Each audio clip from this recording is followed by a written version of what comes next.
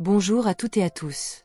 Bienvenue sur Version améliorée, votre chaîne dédiée au partage de connaissances approfondies sur le développement personnel holistique à travers le prisme des plus grands livres et des pratiques de pleine conscience. Aujourd'hui, nous entreprenons ensemble un voyage vers une destination que la plupart d'entre nous désirent ardemment, mais trouvent rarement, un lieu de véritable paix intérieure. Cette présentation est une création spéciale de l'équipe de Version améliorée, servant de guide complet de méditation de pleine conscience, spécifiquement adapté aux débutants.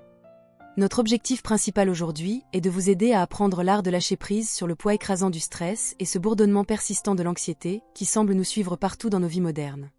Nous traversons tous ces moments lourds d'insécurité, d'anxiété profonde et de stress envahissant. Pensez aux étudiants qui font face actuellement à l'immense pression des examens d'entrée à l'université, portant les lourdes attentes de leur famille sur leurs épaules tout en nourrissant une peur secrète et paralysante de l'échec. Pensez aux professionnels qui luttent sous une pression financière extrême, naviguant dans des relations conflictuelles au travail ou à la maison, ou à ceux qui endurent silencieusement le fardeau physique et émotionnel de la maladie. Il y a aussi ceux qui ressentent une tristesse profonde sans raison apparente, sachant seulement que leur cœur sonne creux et que leur esprit est fatigué. Tous ces exemples illustrent un état de confusion et une détresse indicible. Ces pensées négatives et répétitives tourbillonnent sans fin, comme des cailloux jetés dans un lac calme, créant des ondulations qui empêchent l'eau de redevenir paisible. Le problème est que, face à un tel inconfort, notre instinct naturel est de chercher une solution rapide.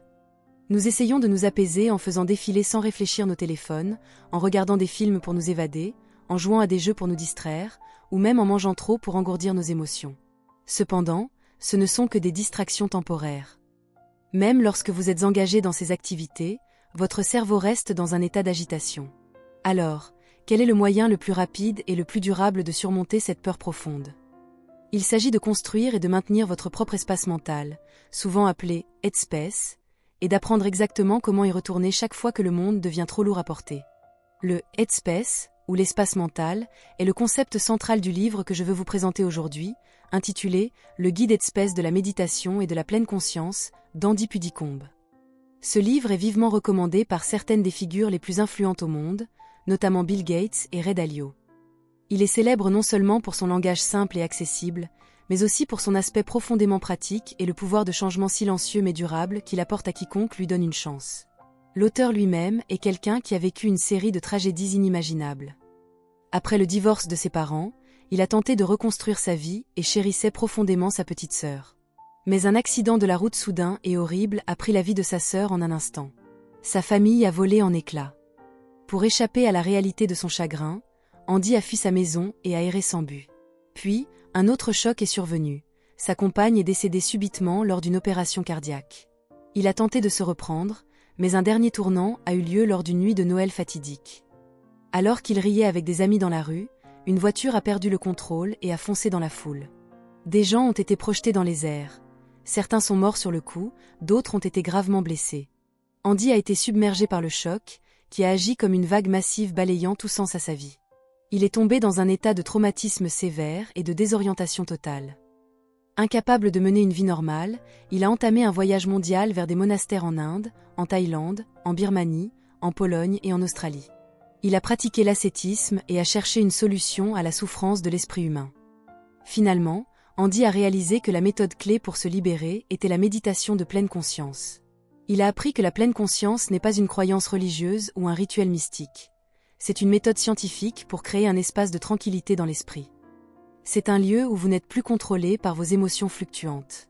Après plus de 10 ans de pratique, Andy a partagé ses leçons avec des millions de personnes, les aidant à surmonter les fantômes du passé et les peurs de l'avenir. J'ai personnellement lu ce livre bien avant de comprendre la profondeur de la méditation. Après des années de pratique, je peux honnêtement dire que j'en ai retiré des bénéfices miraculeux. Il y a 2 ans, j'ai présenté cette méthode à une amie proche qui luttait contre une dépression sévère. Aujourd'hui, elle a non seulement terminé son master, mais elle a véritablement redécouvert la joie de vivre. Si beaucoup ont entendu parler de la méditation, peu comprennent ce qu'elle est réellement, et il est encore plus difficile d'en faire une habitude de vie durable. À travers ce guide, j'espère sincèrement vous aider à comprendre la pleine conscience et l'espace de l'esprit. Alors, qu'est-ce que la méditation exactement ? C'est simplement une technique pour vous aider à atteindre la pleine conscience de la manière la plus simple possible. La pleine conscience, quant à elle, est la capacité d'être totalement conscient de ce qui se passe dans le moment présent, plutôt que de ressasser le passé ou de spéculer sur un avenir incertain. Cette réalisation n'implique ni jugement ni réaction, vous êtes simplement un observateur. Lorsque vous pratiquez la pleine conscience, vous gagnez une plus grande capacité de concentration et votre esprit devient beaucoup plus clair. Derrière cette concentration se trouve un état de paix. Derrière cette clarté se trouve une compréhension profonde.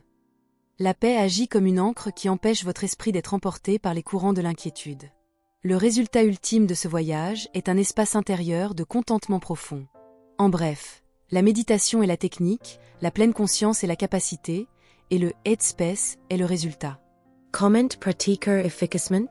L'auteur raconte qu'il a passé jusqu'à 18 heures par jour à méditer dans un temple, et pourtant, le flux de pensées dans son esprit ne s'arrêtait jamais. Il s'est plaint à son maître, pensant qu'il échouait. Le maître a répondu doucement que le zen ne consiste pas à essayer de supprimer les pensées. Au contraire, le zen est comme un rayon de lumière qui éclaire l'esprit, vous aidant à voir clairement tout ce qui se passe à l'intérieur. Cette lumière, c'est la conscience. Vous n'aimerez peut-être pas toujours ce que vous voyez quand la lumière s'allume, mais la méditation reflète vos pensées et vos sentiments avec honnêteté. Si la lumière de la conscience n'est pas allumée, une grande partie de notre vie se déroule dans l'inconscience. Pensez aux innombrables pensées apparemment anodines qui occupent notre cerveau chaque minute. Quand vous commencez à méditer, en quelques secondes, votre esprit peut dire « je dois prendre une douche plus tard » ou « il n'y a plus d'eux » ou « où devrais-je aller ce week-end ?» Ces pensées semblent petites, mais si elles ne sont pas éclairées par la pleine conscience, elles deviennent un courant sous-jacent qui vous éloigne de la réalité. Votre esprit erre dans le futur, créant un fardeau de choses à faire qui vous empêche de vous reposer réellement, même quand vous êtes immobile. Le stress naît de cette course inconsciente contre le temps. Pour gérer ces pensées, l'auteur suggère la technique des véhicules. Imaginez toutes vos pensées filant vers l'avenir comme des voitures sur une autoroute très fréquentée. Essayez de les arrêter, c'est comme se tenir au milieu de la route pour tenter de contrôler le trafic à main nue. C'est totalement inutile et dangereux. Au lieu d'essayer d'arrêter les voitures, imaginez-vous garé sur le bas-côté. Asseyez-vous dans l'herbe et observez simplement. Chaque voiture est une pensée. Quand une pensée apparaît, comme « je finirai ce rapport plus tard », imaginez-la comme une voiture passant devant vous. Vous n'avez pas besoin de la poursuivre, ni d'analyser le conducteur. Vous vous dites juste que vous n'avez pas besoin de monter dans cette voiture.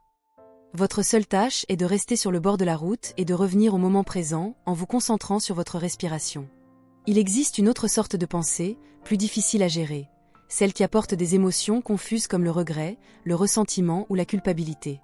Pour celle-là, l'auteur suggère de les voir comme des chevaux sauvages.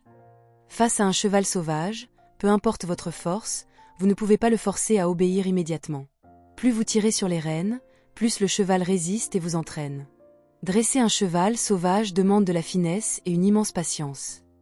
Vous ne pouvez pas forcer les chevaux de l'esprit à devenir dociles. Au lieu de cela, imaginez que vous utilisez une rêne longue et lâche. Plus vos pensées sont tendues, plus vous devez relâcher la corde doucement. Finalement, vous réaliserez que ces chevaux sauvages ne sont que des ombres de désir ou de peur.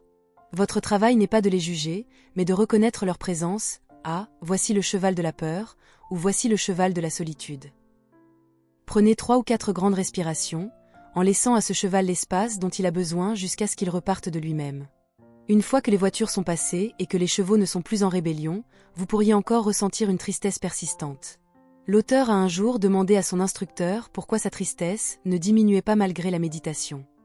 L'instructeur a expliqué que la tristesse et la joie sont les deux faces d'une même pièce. Quand vous essayez de supprimer votre tristesse, vous perdez par inadvertance votre capacité de joie. La pleine conscience vous mène à une joie qui appartient à l'espace de l'esprit, une joie inconditionnelle, calme et profonde.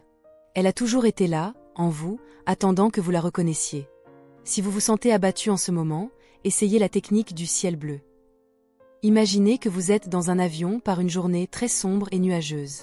Alors que l'avion traverse d'épais nuages noirs, vous ressentez un malaise. Ces nuages sont votre tristesse et votre anxiété. Mais vous savez que peu importe l'épaisseur de ces nuages, l'avion finira par les traverser. Au-delà des nuages, il y a toujours un ciel bleu vaste et radieux. Ce ciel bleu représente la nature pure et tranquille de votre âme.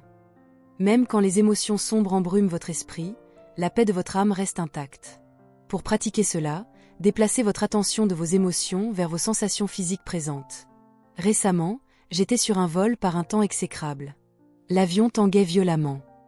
Dans ce chaos, je me suis concentré sur l'image du ciel bleu au-delà de la tempête. J'ai pris 5 grandes respirations et je me suis concentrée sur l'air circulant dans mon corps. Malgré la panique autour de moi, j'ai ressenti une paix intérieure.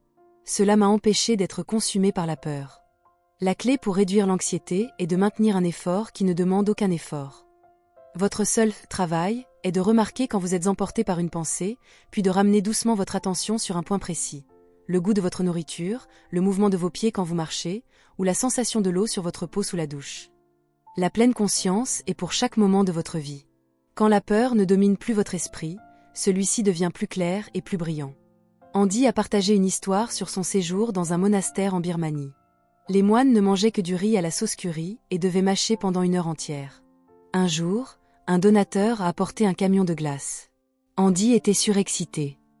Mais l'abbé a obligé tout le monde à finir son repas habituel pendant 1 heure avant de pouvoir toucher à la glace. Andy est resté là, à regarder la délicieuse glace fondre lentement pour devenir une flaque de boue. Au début, il a pris cela pour une torture intentionnelle. Mais ensuite, il a calmé son esprit et a réalisé qu'il avait choisi d'être là. Il a compris que toute expérience, même regarder de la glace fondre, est une leçon si l'on est attentif. La pression et la colère ne naissent que lorsque votre cœur lutte contre la réalité. Pensez à votre propre vie. Ressentez-vous de la résistance à l'idée d'aller travailler ou d'étudier? Vous sentez-vous misérable quand le réveil sonne? Rappelez-vous que, d'une certaine manière, vous avez choisi ce chemin. D'un point de vue spirituel, votre présence dans ce monde est le choix ultime de votre âme pour son voyage d'expérience. Quand vous réalisez que toutes les expériences sont essentiellement volontaires, la peur de perdre le contrôle disparaît. Vous êtes libre de voler à nouveau vers le ciel bleu en vous. Maintenant, nous passons à la partie la plus importante, la pratique. Je vais publier une version guidée de 10 minutes de cet exercice immédiatement après cette vidéo pour vous aider à pratiquer chaque jour. Mais pour l'instant, prenons ces derniers instants pour réfléchir. La vie est une série de choix. Chaque action que nous entreprenons façonne notre avenir. Nos corps et nos esprits sont des miroirs reflétant la façon dont nous vivons. Êtes-vous en bonne santé? Êtes-vous en paix? Faites en sorte que chaque jour soit une série de choix que vous faites sans regret. Arrêtez de vous blâmer de ne pas être parfait. Commencez par des choses simples. La version améliorée de votre vie se construit sur l'adoption graduelle d'habitudes conscientes. Vous apprendrez la plus grande leçon de toutes, comment vous aimez vous-même. Merci infiniment d'avoir écouté cette exploration profonde de l'esprit. Si vous avez trouvé ce guide et l'histoire d'Andy Puddicombe utile, n'hésitez pas à partager cette vidéo avec quelqu'un qui pourrait lutter contre le stress.